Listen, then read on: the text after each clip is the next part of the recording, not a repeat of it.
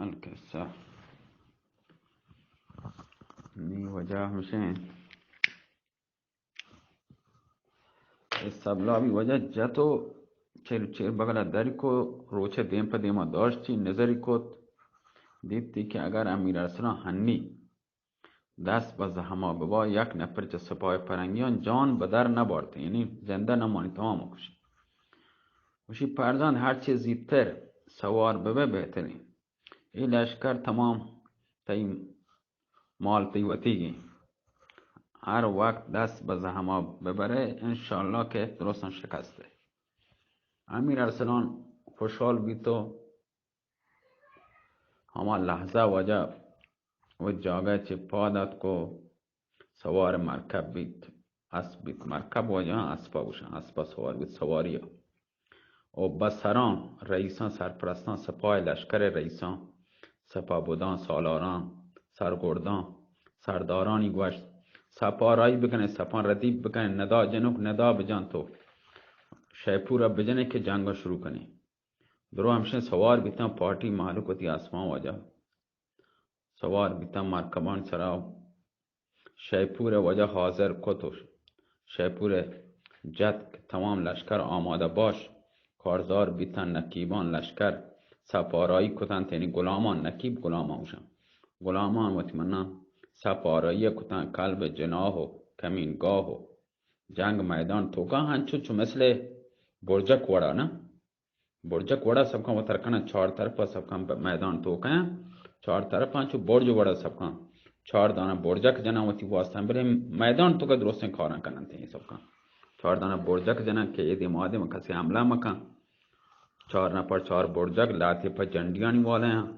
علمداران علمان پرچمان داران لاتی وقت من ڈوہل ساز جنو کن لاتی خدمت گزاران دروشان گونه سب کن. این لشکر که قائم مزنه شان درو چیز گونه درو امکانات شانی کامله چادر امکانات درو چیز برابر این سب کن. نی وجه همشه درو آماده باش بیتن تو چی اڈ کتن تو وجه سپارایی کتن تو برجک هند کتن آماده باش کتن چپ و راست درو آرایش کنک بید سنبهینک بید که چومه بید پشتا چی مثلا یکی میں حمله بکن شن کمین ایر کتا پشتا چارو که لشکر چند نفر پشتا کمین جانتے درو یعنی درو چیز سبکان آماده باش بید. دلاوران جوانان پهلوانان ملان درو جنگجوان رمزجوان درو سرهنگان سران لشکر هر یک که بجای وقت قرار گرفت. صاحب کتاب ادای شعر گوشی مگو سپاه که یک بیشه شیر جوشن پوش، مگو سپاه که یک بهنه میل بیلک زن، بساطشان همه هنگام خواجگی میدان، کماتشان همه هنگام کودکی جوشن، همه به جلدی و چتی به دشت چون آهو، همه به تندی و تیزی به کوه چون پاژن، ز چیرگی همه مانند سیل در کهسار، ز خیرگی همه مانند دود در گلخن، همه مژ بر چنگ و همه دلبر به جنگ، همه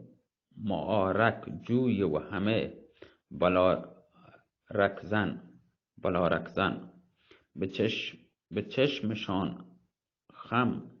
شمشیر آبروی دلدار، به گوششان نمو شیپور ناله آرگن، به تشنه چو طائف به چشمه زمزم،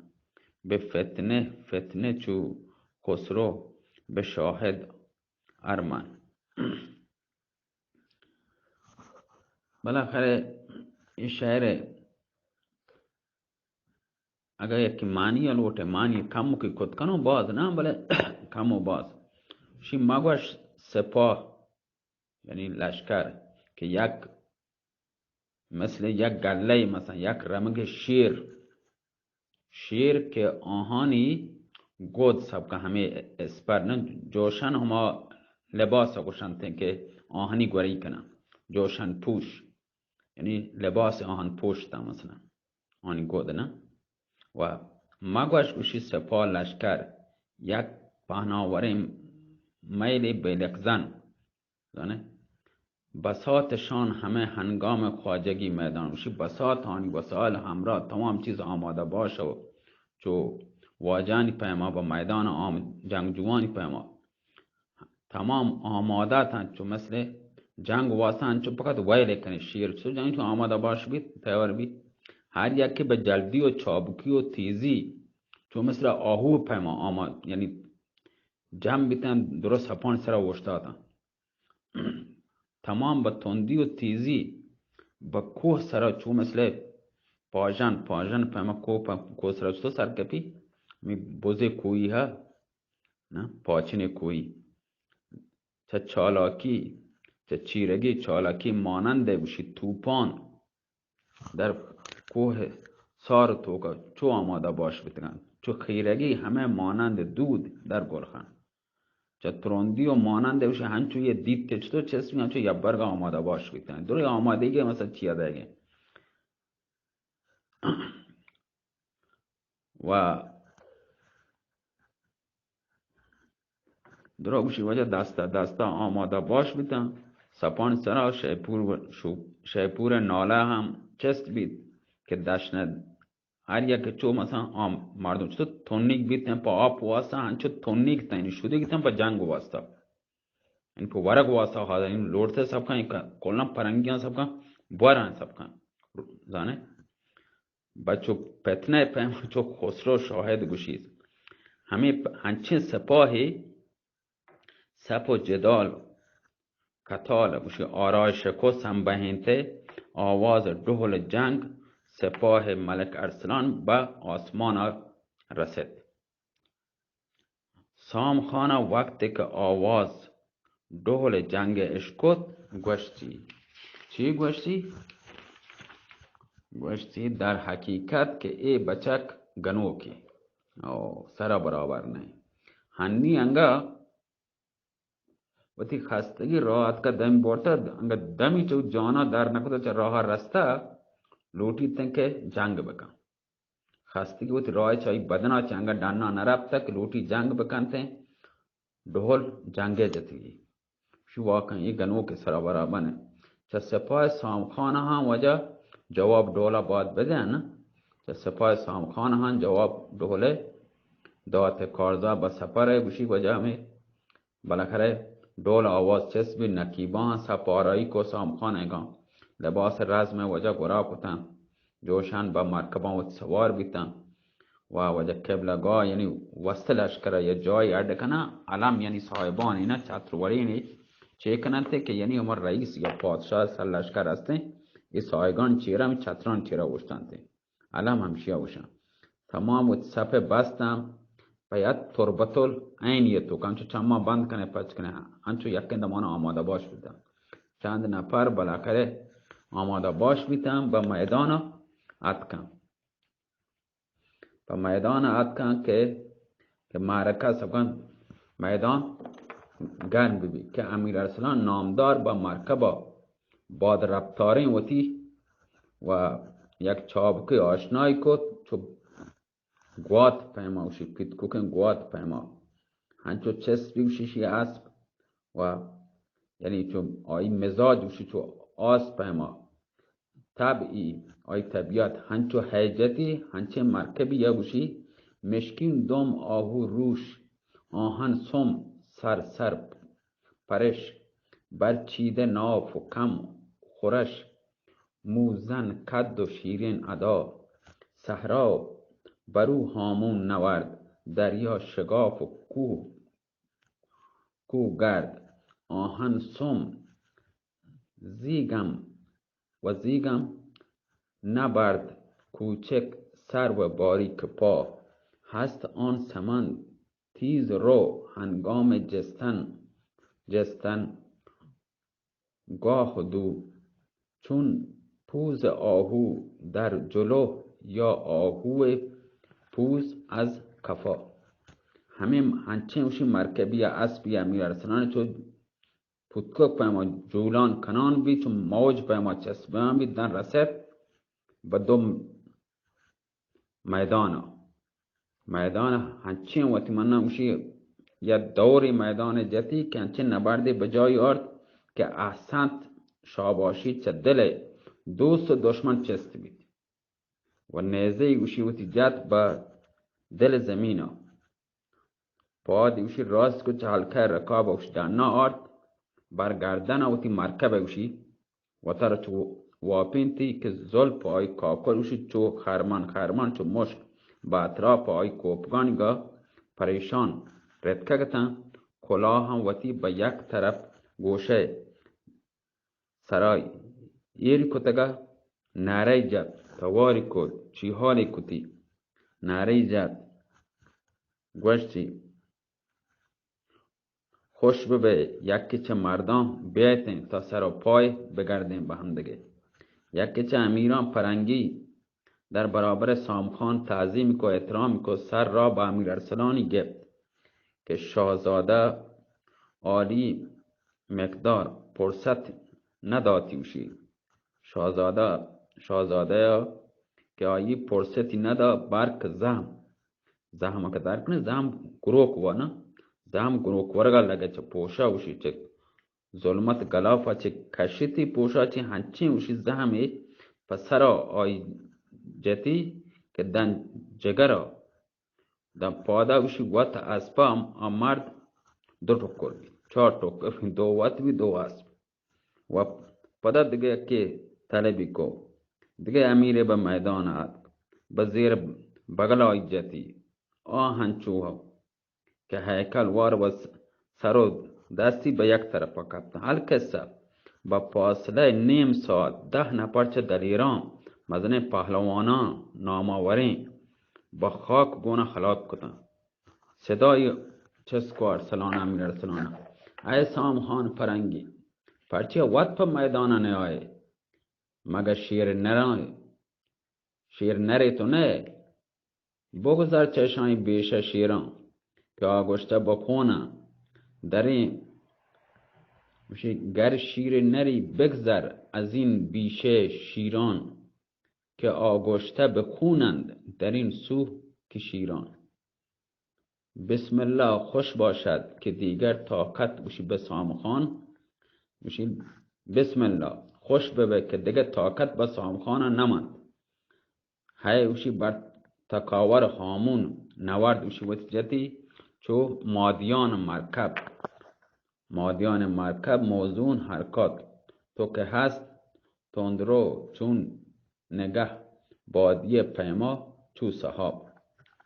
گر نهد پای سعادت به رکابش راکب رسیدش پای دگر آخر منزل به رکاب وشی همه پیما وجه مرکب شوکی هم وجه سامخانه هسته تو بر جولان کناگ بوی وجه تا چینانی کو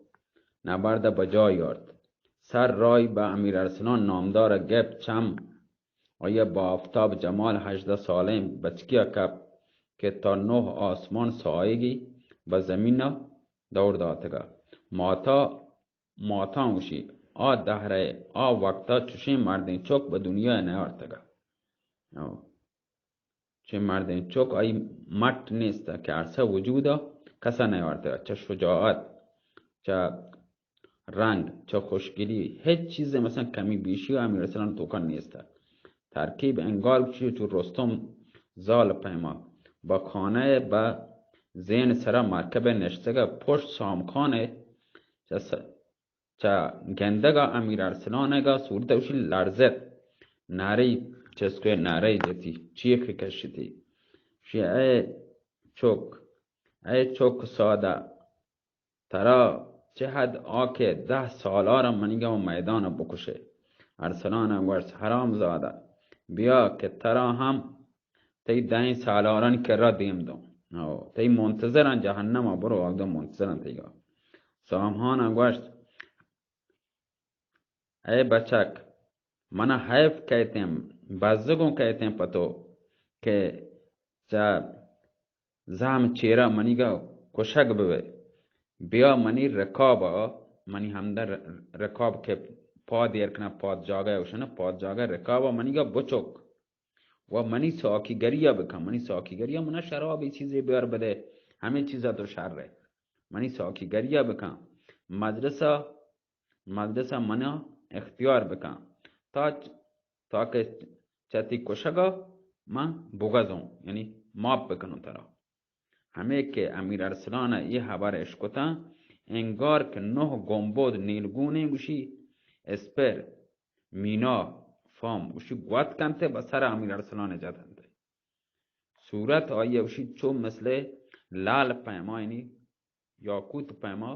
سخت تره مید بدن آیه گوشی راست و اشتات امیر ارسلانه و بسرا گوشی آیه جته دیم راست اشتادن چه غیرت رخش آن چنان بر فرو که خورشید در چرخ چهارم بزرگ چه غیرت اشیا که ای خبر کو بیا تو منی ساکی گریا بکن و منی سب کن همدمانی پا دیره من رکابا بچوک من تر بخشم تیگه ارسلان چه کشگا چی یعنی چه بون و اگه پابر سرم ارسلان ترسینو ولکه نه شی چه غیرت ارسلان گوشی هنچو چه بی سهر تر ره گوشی گوشگا نیلگونه گوشی او اسپر یعنی یه پایه هسته مزنه امودانه دیواله سپر نیلگون سپر منا پام گوشی گوت که بسر ارسلان جد که دیم آیه چون مثل لال پیما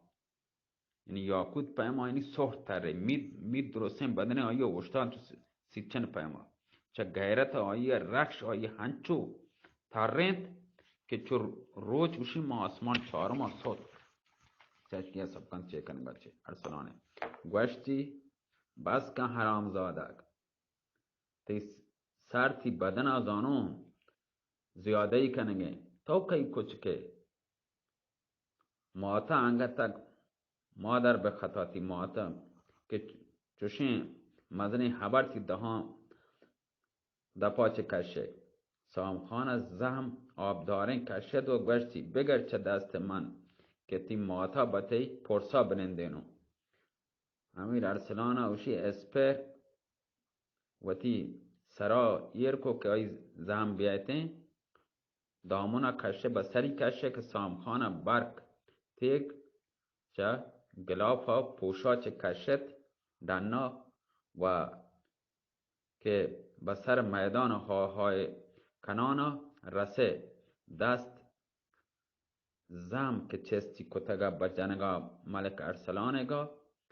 ارسلان اسپر موره که ای پشتال بستگا کمرا زانه اسپری اولا بود سرا داشتی پدگه بود پشتا دوری دا افغان پشتا دوری دا شی پنجه پلنگ پیمه پلنگ آسا دور داتم بند دست سامخانه پا هوای توکا گپتی یانده یک کم که گه پرت کی دستی گه پرت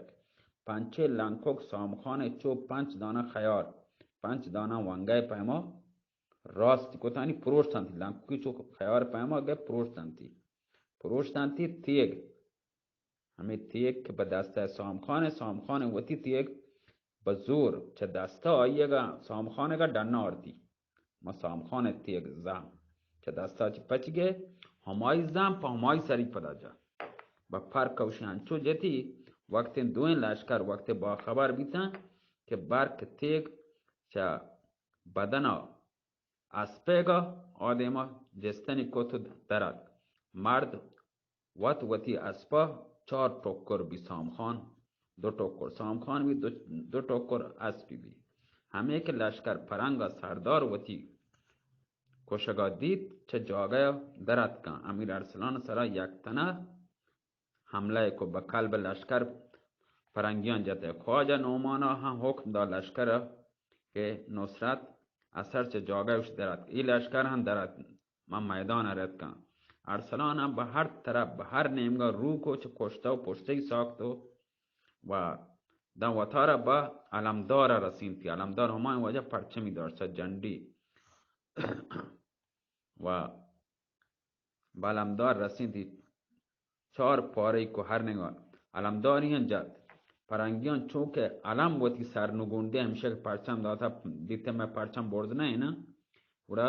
دیم پتہ چگا ہے بتاچ کما تچون درستن جنگ وائل کو دیم پتہ چگا یعنی آخری پاسبان ہما علمدار ہیں کہ پرچمی داشتا کو چاریں